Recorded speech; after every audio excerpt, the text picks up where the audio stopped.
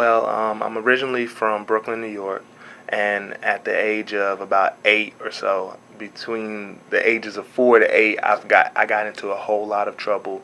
I was one of those kids who you would envision a high school kid was doing, skipping class, getting into fights, causing a whole bunch of ruckus, vandalizing property. I mean, you can name it.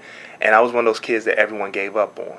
And my parents, who were both immigrants, my father being from Jamaica and my mother being from Africa, from Sierra Leone, they came to this country for new opportunities for their kids. And when I was in New York, I didn't have the focus that it took to be successful. I was always told that I wasn't going to be anything, and because of that, I rebelled and I was always angry.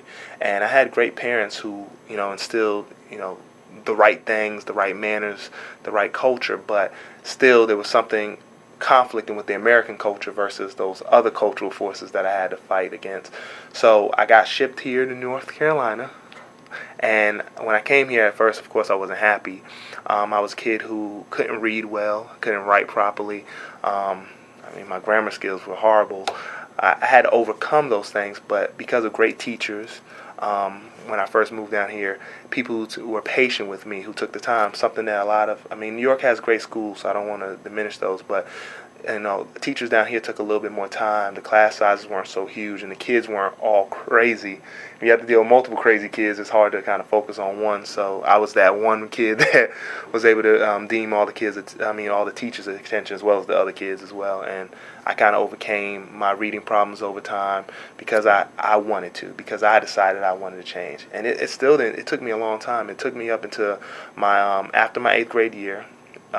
In middle school, I went to a local middle school in Raleigh, North Carolina called Carnage, and I was one of those kids who got the C's and D's and F's and barely scooted out of the school.